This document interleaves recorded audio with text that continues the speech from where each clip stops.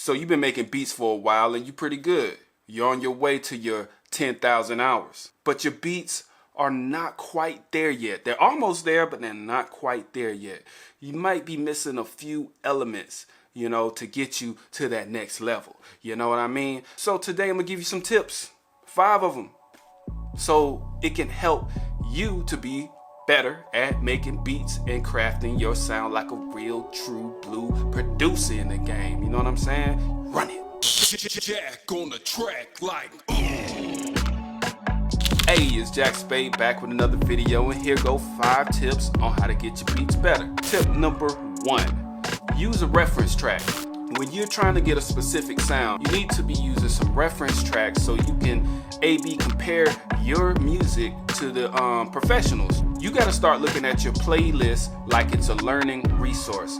You know what I mean? So everything that you like, everything that you want to sound like, you should be listening to it. And when you sit down to make a beat, you should take a track that you really like. Like, I'm into making pop music right now. I come from hip hop, you know what I mean? And then I started making trap, and now I'm trying to make pop, you know? So in order for me to make pop, I need to be able to listen to the best pop out there right now. It don't mean that the songs are the best, but there's a certain quality to a track that's on a top 10, you know what I mean?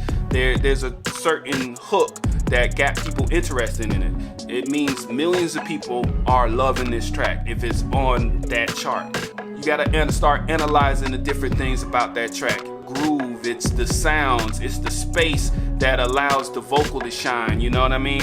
So once you start listening to these tracks and then you use them as a reference when you sit down to make a beat, your beat will come out more polished, because not only will you have a reference, but you'll also have a plan. You also have a roadmap to know kind of where to go, where you want to put your, where you want to bring your sound to. Make sure you use reference tracks. That's tip number 1. Tip number 2 actually kind of goes with number 1 as well, because using a reference track also forces you to plan what your music is going to sound like. So tip number 2 is have a plan in mind. I'm not saying you got to know exactly what it's going to sound like, but just try to know what direction you're going to. Having a plan will allow you to work quicker, efficiently, and you'll know what sounds you're looking for. You don't have to waste a whole lot of time. So number 2 is plan your. Tip number 3, choose your sounds wisely. Your sounds are everything.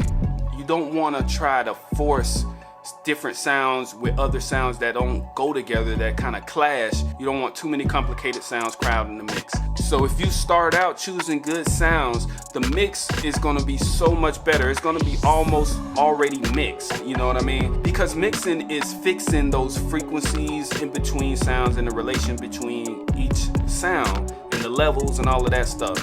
If you start out doing that and thinking about the frequencies as you go along, you'll be able to choose the right sounds that already fit together. You just got to think about how it sounds in relation to the entire track, and what is the emotion, what is the feeling that you getting from it, you know what I mean? Okay, this is the way I kind of look at music.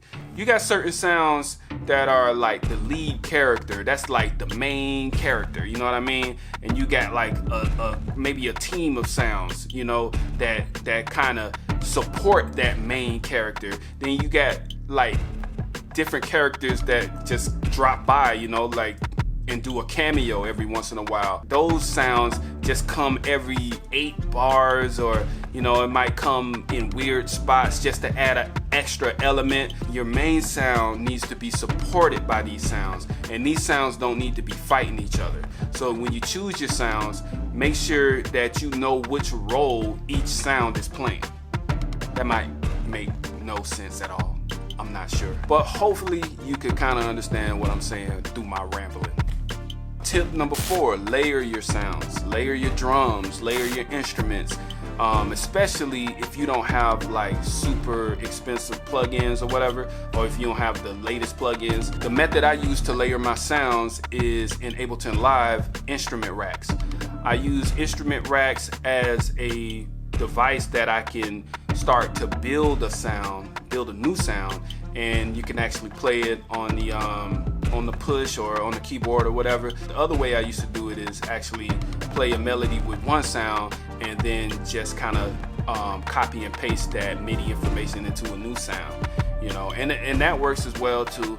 But it's real cool to be able to play it, because it changes the way that you actually play it when you're able to hear the full layered sound from the beginning. You want to be aware of what type of sounds that you're using. Like if you're using a plucky sound with the kind of a more of a pad sound, or you know, a synth lead with a slow attack, you know, and then you put a pluck in front of that, you know, you got to think about what the sounds are doing and kind of play with the dynamics of the 2 or 3 sounds that you're putting together, or more, you know, I don't know. That's how you really get them drums hitting too. You got to layer them drums. Tip 5, focus on the groove.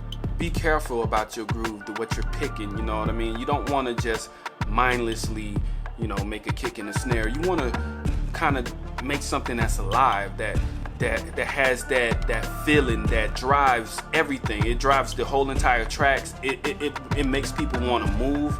You know what I'm saying? Like I always say, if you ain't got a good groove, then the people ain't gonna move. Then what you gonna do?